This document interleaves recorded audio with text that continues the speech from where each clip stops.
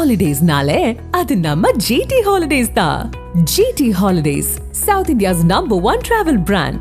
You know you are special when you're with GT Holidays. தினம்தோறும் விளக்கேற்ற நல்ல எண்ணெய், இதயம் நல்லெண்ணெய். Sivaraj Medical Colleges, Siddha, Homeopathy, Naturopathy and Yoga. Government fixed fees only. Contact 9842721500. 2026 தேர்தலை சந்திக்கின்ற வரையிலே இது மாதிரி அரசியல்வாதிகள் சினிமாக்காரங்க யாரையும் சேர்த்துக்க மாட்டாங்க அப்படின்னு தான் நினைக்கிறீங்க? எல்லாத்தையும் சேர்த்துப்பாரு டிசம்பர் அல்லது ஜனவரியில். ஒரு பேச்சுக்கு ரஜினிகாந்த் அவர்கள் செய்கிறான்னு வச்சுக்கோங்க, சும்மா ஒரு உதாரணத்துக்கு ரஜினிகாந்த் செய்கிறார் 2026 ஜனவரியில் ரஜினிகாந்த் அவர்கள் வந்து விஜய் கட்சிக்கு ஆதரவு அப்படின்னா அது பெருசாக அட்வான்டேஜாக மாறும். உங்களுக்கு புரியுங்களா? அதனால வந்து அவங்க வந்து அந்நேரம் சேர்றாங்கன்னு நியூஸாக மாறும். பிஜேபியில் இதை பண்ணுவாங்க, எலெக்ஷனை ஒட்டி பல பிரபலங்கள் உள்ள வருவாங்க. கௌதம் கம்பீர் சேர்ந்துட்டாரு அப்படிம்பாங்க. அப்புறம் கௌதம் கம்பீர் சேர்ந்துட்டாரு அப்படின்னு பார்ப்பாங்க. அவர் வரனால 1 லட்சம் ஓட்டு வரப்போதா இல்லையாங்கிறது அப்புறம். ஆனால் வந்து அந்த நேரத்தில் வந்து ஒரு நேம் வந்து கிடைக்கும், சென்சேஷனல். அதனால சினிமாக்காரர்களையும் முன்னாள் இந்நாள் அமைச்சர் பெருமக்களையும் அவர் டிசம்பர் ஜனவரியில் சேர்ப்பார். இப்போ கரூர் சம்பவத்துக்கு பின்னால் மிக அதிகமாக விஜய் வந்து ஒரு பக்கம் திருமாவளவனாலும் இன்னொரு பக்கம் சீமானாலும் விமர்சிக்கப்படுகிறார். எதனால நினைக்கிறேன்? திருமாவளவன் அவர்களுடைய வாக்கும் திரு சீமான் அவர்களுடைய வாக்கும் தான் அதிகமாக பறிபோகுது திரு விஜய் கிட்ட. அதுதான் ரொம்ப அடிப்படையான காரணம். திரு விஜய் அவர்கள் முதலில் வந்து எதிர் நின்றது திரு சீமானுக்கு தான். ஏன்னா அவர் 8% வாக்கு வச்சிருக்காரு. நீங்கள் வந்து ஆளுங்கட்சியாக வரணும்னா முதல்ல எதிர்கட்சியாக வரணும், எதிர்கட்சியாக வரணும்னா முதல்ல கட்சியாக வரணும். ஸ்டெப் பை ஸ்டெப் இருக்குல்ல. அப்போ திரு விஜய் அவர்களுடைய என்ட்ரியில் திரு சீமானுக்கு நேர் நிற்கிறார். அதன் பிறகு வந்து அவர் திரு எடப்பாடி பழனிசாமியை முந்துறதுக்காக நான் ஸ்டாலினுக்கு தான் எனக்கு தான் போட்டின்றார். டிஎம்கேக்கும் டிவிகேக்கும் போட்டி அப்படின்னு சொல்கிறது மூலமாக என்ன செய்கிறார்? ஏடிஎம்கே சீனில் கிடையாது, நானும் அவங்க தான் சொல்லுவேன். ஸோ 2ஆம் இடத்துக்கு வர பார்க்குறேன். ஆட்சிக்கு வந்தாருன்னா நான் மட்டும்தான் வேறு யாரும் கிடையாது. But this is the step. அதனால் முதல்ல அவர் வந்து சவால் விட்டது வந்து திரு சீமானுக்கு. அதனால் அவர் இந்த பக்கம் நிறைய பட்டியலின வாக்குகள் த்ரூ அவுட் தமிழ்நாடு திரு விஜயை நோக்கி நகர்ந்திருக்கு. அது திரு திருமாவளவன் போன்ற கிரவுண்டு பல்ஸ் தெரிஞ்ச தலைவர் நல்லா தெரியும். யாரா அங்கே பூரா வந்து விசில் அடிச்சுட்டு இருக்கான்னு பார்த்தா நம்ம ஆளுங்க சார் பூரா அப்படிங்கிறது. அப்போ இந்த பக்கம் ஃபுல்லாக அப்படி இங்கே போயிட்டாங்களேங்கிற ஒரு ஆதங்கம் அவருக்கு. பாமகவும் ஏற்காது திரு விஜயை. ஏன்னா வட மாவட்டங்களில் வன்னியர் சமூகம் அங்கே பெருசாக போயிருக்கு. வட மாவட்டங்கள் நீங்கள் பெருசாக பார்த்தீங்கன்னா வட மாவட்டங்கள் இருக்கக்கூடிய 2 பக்கமும் அவர் வந்து இந்த பக்கம் ஒருவேளை அவர் தேர்ந்தெடுத்தாருன்னா வட மாவட்டங்கள் தேர்ந்தெடுப்பாருன்னு எனக்கு பற்றி சொல்லுது. இப்போ இந்த கூட்டணி சேர்ந்தாங்கன்னா மிகப்பெரிய வெற்றி பெறுவதற்கான காரணத்தெல்லாம் நீங்கள் சொன்னீங்க. இதுக்கு இன்னொரு பார்வை இருக்குது. அவங்க என்ன நினைக்கிறாங்கன்னா, ஒருவேளை விஜய் இந்த பக்கம் சேர்ந்துட்டாருன்னா சிறுபான்மையினுடைய ஓட்டு இருக்க மொத்தமாக திமுக பக்கம் தான் போகுமே தவிர அவங்களுக்கு போகாது. அதனால திமுக இன்னும் பலமாக ஜெயிப்பதற்கு அது ஒரு வாய்ப்பாக. அது வந்து ஒரு நெரேட்டிவ், அது நடக்க போகிறது இல்லை. ஒன்று, ஏடிஎம்கே பிஜேபி அலையன்ஸுக்கு வந்து என்றைக்குமே சிறுபான்மை வாக்குகள் விழுந்ததில்லை.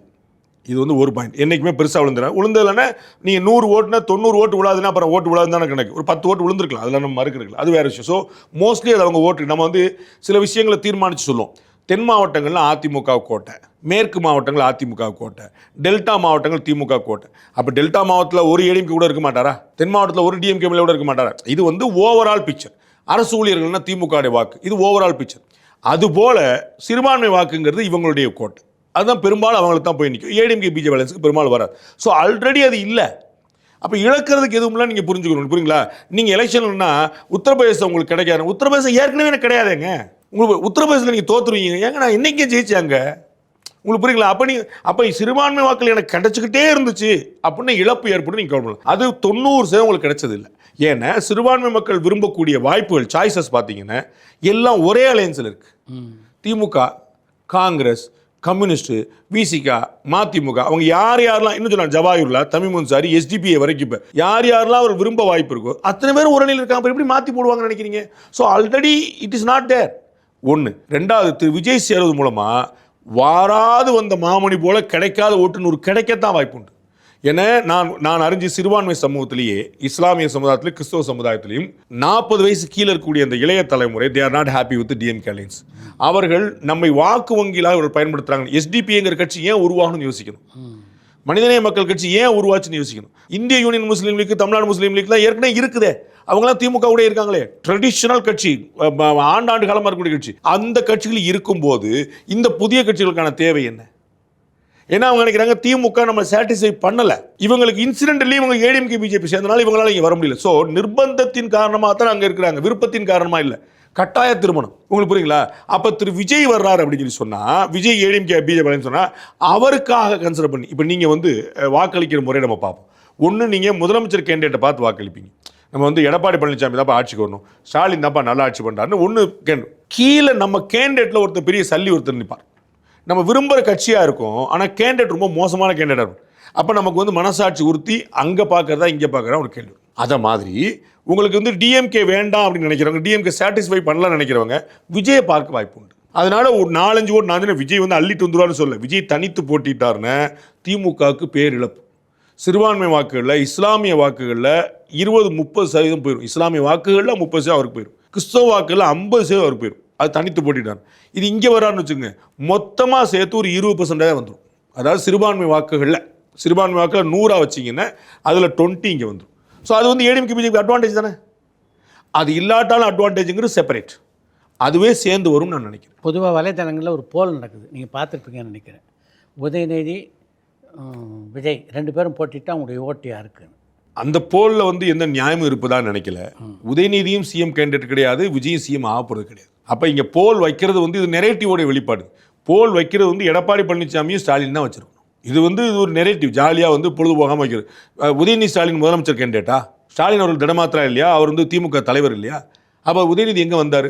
முதலமைச்சர் கேண்டிடேட் இல்லை அவர், முதலமைச்சர் ஆக போகிறது இல்லை இவர். போட்டி இவங்க 2 பேரும் சொன்னால் அது வந்து இந்த சினிமாவில் நீங்கள் உங்களுக்கு ஏதாவது உங்களுக்கு வச்சுக்கிட்டு நீங்கள் பண்ணுறதுக்கு அதுக்கு இங்கே இது பண்ணணும்.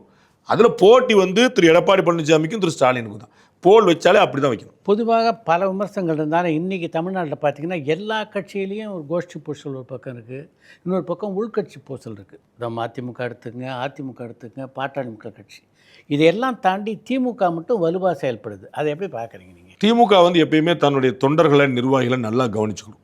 அவங்க வந்து எப்பயுமே they will always keep them happy. மாவட்ட செயலாளர்கள் தான் அங்கே வந்து தளபதிகள்.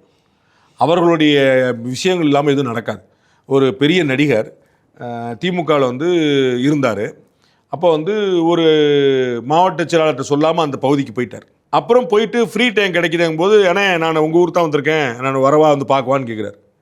அந்த மாவட்ட செயலாளர் வந்து அவமரியாதையாக ஃபோனை வச்சுட்டார். இவர் வந்து என்னங்க அப்படின்னு சொல்லி கேட்குறாரு. அவர் சொல்லிட்டு போலையா நீ அப்படின்னு. இல்லைண்ணே நானே சொல்லிட்டு தான்ப்பா போவேன்னு கலைஞர் சொல்லார். அந்த இடத்துல அவங்க நிற்பாங்க. அப்போ வந்து இவர் வந்து கலைஞர்கிட்ட போட்டு கொடுத்துருவாரோ அப்படின்னோ, கலைஞர் ஃபோன் பண்ணியாப்பா அவர் அப்படி பேசினியாமே, ஒரு பெரிய மனுஷன் எப்படி நடத்தணும் தெரியாது அவனுக்கு அப்படின்னு அவரை திட்டியிருந்தாருன்னா அது வேறு மாதிரி இருக்கும். அவர் என்ன கேட்குறாரு, ஐயோ அவர்கிட்ட நீ சொல்லாமல் போயிட்டியா, நீ சொல்லியிருக்கணுமே, அவர் மாவட்டத்துக்கு போகிறல. அப்படி வந்து அவங்க வந்து நிர்வாகிகளை வளர்த்துருப்பாங்க. அப்போ ஒவ்வொரு இடத்துக்கும் ஒவ்வொருத்தர் ஜாம்பான மாறாங்க. திருவண்ணாமலையா வேலூரா துரைமுருகன், விழுப்புரமா பொன்முடி, திருச்சியா நேரு, திண்டுக்கலா பெரியசாமி, இப்படின்னு ஊருக்கு ஒருத்தர் வந்து வளர்த்து வச்சிருக்கிறார். அப்போ அவர்கள் தங்களுடைய சாம்ராஜ்யமாக கோட்டையாக அதை பாதுகாத்துட்டே வராங்க. அதனால அந்த கட்சி இன்னும் உயிர்ப்போடு இருக்கு. பட் அவர்கள் they lost there vote bank. அது வந்து குறைஞ்சிக்கிட்டே வருது. அது வந்து கண்கூட நீங்கள் வேற ஒரு நம்பர் மட்டும் எடுத்து போட்டால் போதும். 2019, 21, 24 3 தேர்தலில் திமுக ஒரே கூட்டணி, சரிங்களா?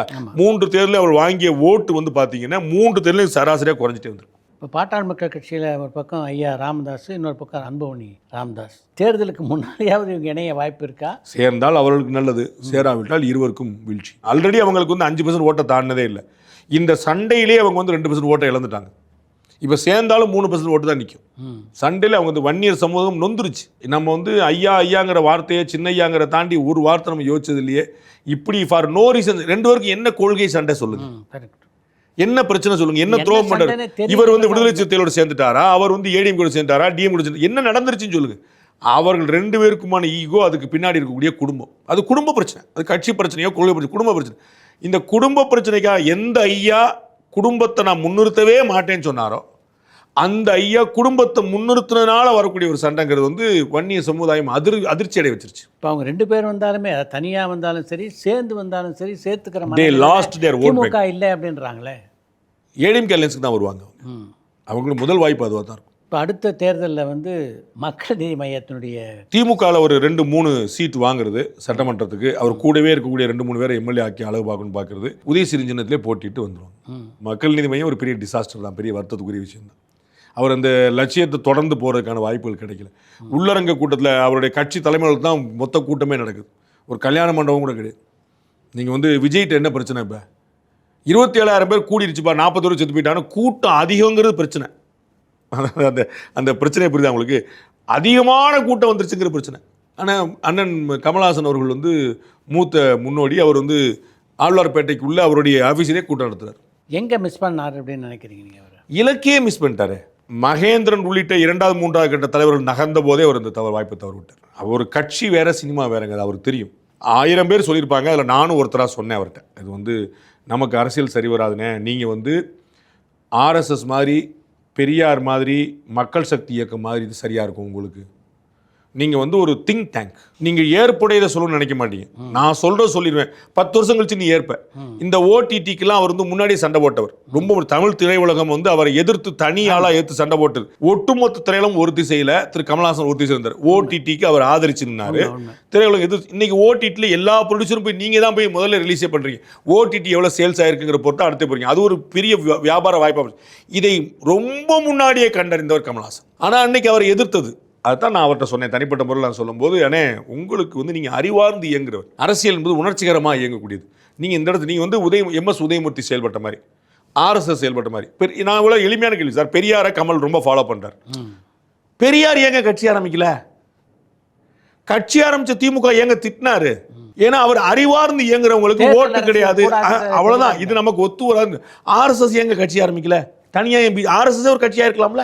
RSS ஒரு கட்சியை கிளப்பி விட்டு நீ போன்னு சொல்லி போகிறதுக்கு நானே ஒரு கட்சி சொல்லியிருக்கலாம்ல. மோகன் பாகவத் பிரதமராக இருக்கலாம்ல. அவங்களுடைய பாலிசி வந்து எல்லாருக்கும் ஏற்புடையதாக இருக்காது. அப்போ அதில் முரண்கள் இருக்கும். ஆனால் அரசியலில் வந்து உங்களுக்கு விட்டு கொடுத்தல், சமரசம், ராஜதந்திரம், வியூகம், விவேகம்னு 150 வேணும். அப்போ அது தனி வீங்க. அப்போ நான் RSS வேறு, BJP வேறு, நீ வச்சுக்கோ. அதுதான் திரு கமலுக்கு பொருந்தி இருக்கும். அவர் வந்து அவர் அடிப்படையில் ஒரு அரசியல்வாதி கிடையாது. அதனால அவர் வந்து அவர் என்ன காரணத்துக்கு ஆரம்பித்தார்னு தெரியல. ரஜினி அவர்கள் கட்சி ஆரம்பிக்க போகிறேன்னு சொன்ன பிறகு ஆரம்பித்தார். உங்களுக்கு புரியல? ரஜினி அவர்கள் சொன்ன பிறகு ஆரம்பித்தார். ஒருவேளை கமலுக்கு ரஜினிக்கு முன்னாடி சொல்லியிருந்தாருன்னா ரஜினியை ஆதரிச்சிருந்திருப்பார். ஐயோ, என்ன அவருக்கு தெரியும்ல அவருக்கு என்ன விமர்சனம்லாம் அவர் ரஜினிக்கு. அண்ட் ரஜினி வந்து கமலை மதிக்கக்கூடியவர். 2 பேருக்கும் பர்சனலாக நல்ல ரேப்போர்ட் இருக்கு. அப்போ வந்து அவங்க அழகாக வந்து செஞ்சுருக்கலாம். அவர் அந்த இலக்கியை தவற விட்டார்னு நினைக்கிறேன். இப்போ தேமுதிக எதை நோக்கி பயணிக்குதுன்னு நினைக்கிறீங்க? இப்போ கட்சியை காப்பாற்றுறதை நோக்கி. அவங்களுக்கு இப்போ இம்மிடியட்டாக ஒரு வெற்றி தேவைப்படுது. அது ஏதாவது முரசு சின்னம் இந்த மாதிரி ஏதாவது ஒன்று கிடச்சி நின்று போட்டிட்டாங்கன்னா அதில் பெரிய கௌரவமாக இருக்கும். அது வந்து கேப்டன் அவர்கள் இல்லாத தருணத்தில் அண்ணியும் 2 பிள்ளைகளும் வந்து கடுமையாக போராடி, அந்த சுதீசனை உட்பட எல்லோரும் போராடிட்டு இருக்காங்க. ஒரு 4-5 MLA சீட் அவங்க ஜெயிச்சுட்டு வந்தாங்கன்னா அவங்களுக்கு வந்து ஒரு பித்தொழிச்சியாக இருக்கும். பாரதிய ஜனதா அதிமுக கூட்டணியில் விஜய் சேரும்போது திமுகவுக்கே மிகப்பெரிய பாதிப்பு நீங்கள் ஏற்படுத்தும்னு சொல்கிறீங்க. அப்படின்னா மற்ற கட்சிகள்லாம் யாரெல்லாம் சேர வாய்ப்பு இருக்குன்னு யோசிப்போம். பாமக, தேமுதிக உள்ளே வந்துடுவாங்க. அம்மா மக்கள் முன்னேற்ற கழகம் வரலாம் லேட்டாக. அதில் ஒன்றும் பிரச்சனை கிடையாது. ஆளுக்கு ஒரு 5 சீட் வச்சுக்கோ. சும்மா ஒரு பேச்சு கூட நம்ம கொடுக்கலாம். நம்ம வந்து அவங்க பிரிச்சுக்க வேண்டியது. எவ்வளோ சீட் யார் பிரிக்க போகிறோம்? நான் சும்மா ஒரு ரஃப் கணக்காக சும்மா ஆளுக்கு ஒரு 5 MLA ஆயிடுவாங்க. 5 போட்டினா 5 MLA ஆயிடுவாங்க. அதனால் வந்து ஒரு பிரச்சனை கிடையாது. அவங்களுக்கு ஒரு எழுச்சி தான் அது. ஏன்னா வலுவான அணியில் போட்டிடும்போது நீங்கள் நான் உங்களுக்கு சொன்னல, கம்யூனிஸ்ட் கட்சி தனியாக போட்டால் ஒரு MLA வாங்க முடியாது. இன்னைக்கு 2 MLAக்கள் வச்சுருக்காங்கல்ல, 2 MPக்கள் வச்சுருக்காங்கல்ல. தமிழ்நாட்டில் எந்த தொகுதியில் அவங்க MP ஆக முடியும் சொல்லுங்கள்? ஒரு தொகுதியில் MP ஆக முடியாது, 39 தொகுதியில். ஆனால் 2 MP வச்சுருக்காங்கல்ல. எப்படி இந்த வெற்றி சாத்தியமாச்சு? கூட்டணினால சாத்தியமாச்சு. அதனால பாமகவோ தேமுதிகவோ அண்ணன் டிடி உட்பட மற்ற பெருமக்களோ அவங்கெல்லாம் போட்டிட்டாங்கன்னா அவர்கள் வெற்றி உத்தரவாதப்படும். இந்த அணி ஸ்ட்ராங் ஆயிரும்ல. ரொம்ப நன்றி.